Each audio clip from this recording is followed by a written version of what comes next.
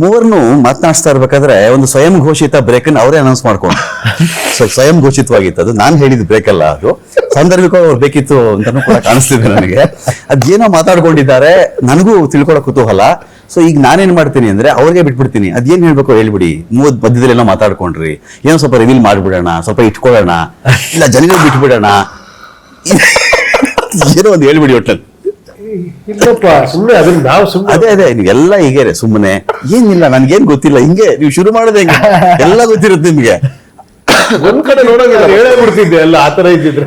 ಈಗ ಶೆಟ್ರು ಹೇಳ್ಬಿಡ್ತಾರ. ಇಲ್ಲ, ನನ್ ಕಡೆ ನೋಡಂಗೆ ಇಲ್ಲ, ಇದು ಅವರೇ ತಗೊಂಡ ಬ್ರೇಕ್, ಅವರೇ ಆನ್ಸರ್ ಮಾಡ್ಬೇಕು. ನಾನು ಈ ಕಡೆ ನಾನು ನೋಡ್ತಾನೂ ಇಲ್ಲ ಅವ್ರ ಕಡೆ.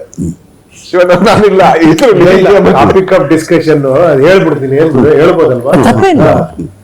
ಏನಿಲ್ಲ, ಆಕ್ಚುಲಿ ಏನಂದ್ರೆ ಒಂದು ಶೋ ಮುಚ್ಚಿಡ್ತೀವಿ ಅಷ್ಟೇ ನಾವು ಪಿಕ್ಚರ್ ಬಗ್ಗೆ. ಒಂದು ಶೋ ಮಾರ್ನಿಂಗ್ ಶೋ ಆದ್ರ ಮೇಲೆ ಎಲ್ಲ ಅವರೇ ಮಾತಾಡ್ತಾರೆ ಇಡೀ ಕತೆ ಬಗ್ಗೆ. ಹಂಗಂತ ನೆಕ್ಸ್ಟ್ ಜನ ಬರಲ್ವಾ? ನಾನು ಅದನ್ನ ಡಿಸ್ಕಸ್ ಮಾಡಿದೆ.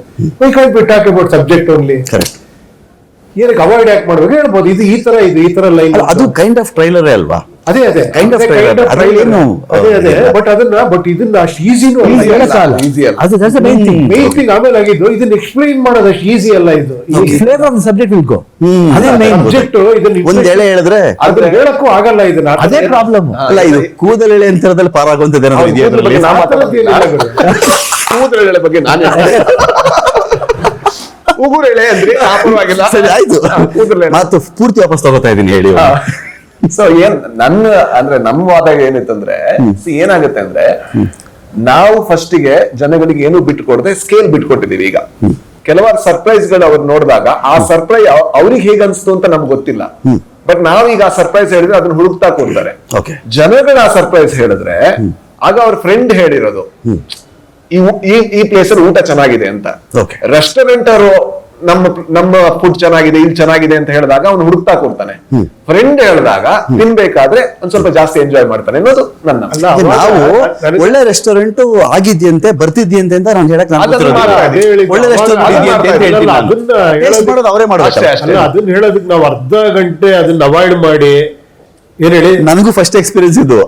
ಬಿಕಾಸ್ ನನಗೇನ್ ಅನ್ಸುತ್ತೆ ಅಂದ್ರೆ, ಬಿಕಾಸ್ ಅದನ್ನ ಹೇಳಕ್ಕಾಗದೆ ಏನೋ ಹೇಳಕ್ ಟ್ರೈ ಮಾಡ್ತಾ ಇದೀವಿ, ಅದೆಲ್ಲೋ ಆ ಒದ್ದಾಟ ಆಗ್ತಿದ್ಯಾ ಅಂತ ನನಗನ್ನಿಸ್ತು ಅಷ್ಟೇ.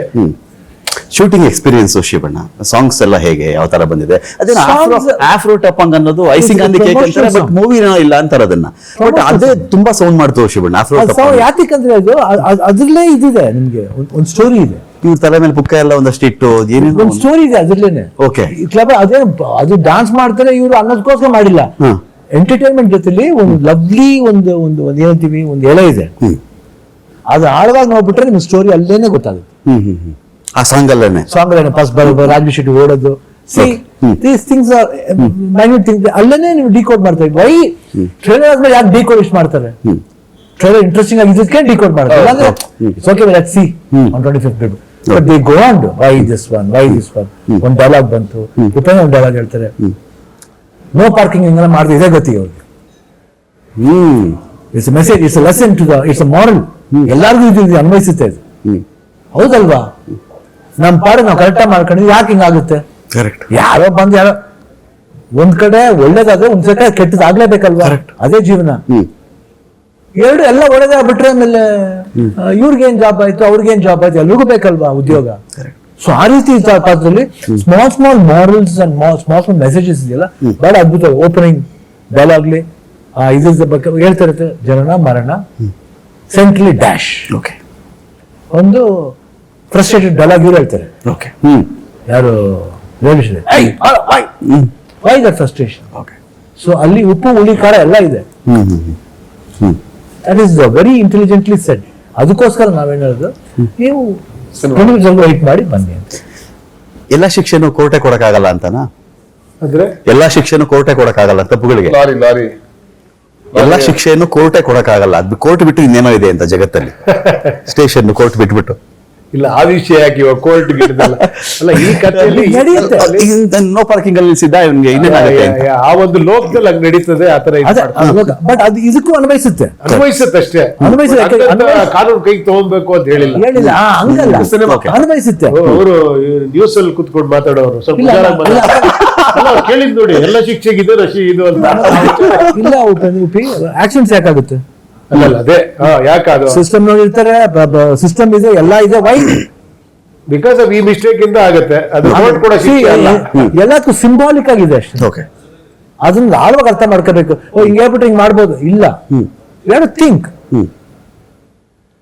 ಅಲ್ಲಿ ನಡೆಯಪ್ಪ ಒಂದು ಸನ್ನಿವೇಶದಲ್ಲೂ ಇಲ್ಲಾಗೋ ಸನ್ನಿವೇಶದಲ್ಲಿ ಒಂದು ಇಂಟರ್ಲೇಷನ್ ಅಷ್ಟೇ. ದಟ್ಸ್ ವೈ ವರ್ಲ್ಡ್ ಆಫ್ 45 ಅಲ್ವಾ?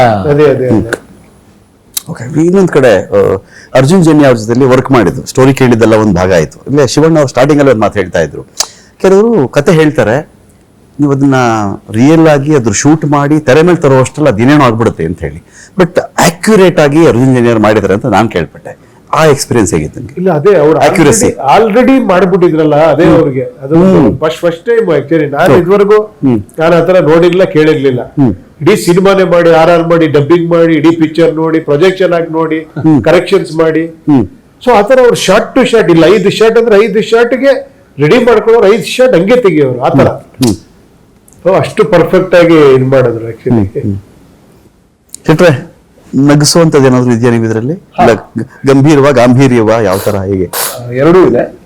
ನಗ್ಸುವಂತದ್ದು ಇದೆ, ಕೆಲವಾರು ಕೆಮಿಸ್ಟ್ರಿಗಳಿದೆ. ಅಂದ್ರೆ ಆ ಕೆಮಿಸ್ಟ್ರಿಯಿಂದಾಗಿ ಆಕ್ಚುಲಿ ನಗು ಬರುವಂತ ಸನ್ನಿವೇಶಗಳಿದೆ. ಬಟ್ ಅದು ಕೂಡ ಆ ಸಿನಿಮಾದ ಕಥೆಯೊಳಗೆ ಬರುವಂತ ಇದು ಬಿಟ್ರೆ ಅದು ಬೇರೆ ಒಂದು ಹಾಸ್ಯದ ಟ್ರ್ಯಾಕ್ ಅಲ್ಲ ಅದು. ಸೊ ಎಲ್ಲದೂ ಇದೆ. So, ಒಂದು ಅದೇ ಕಮರ್ಷಿಯಲ್ ಒಂದು package, but with sensible writing. Okay. Shivanna, ಸಾಹಸ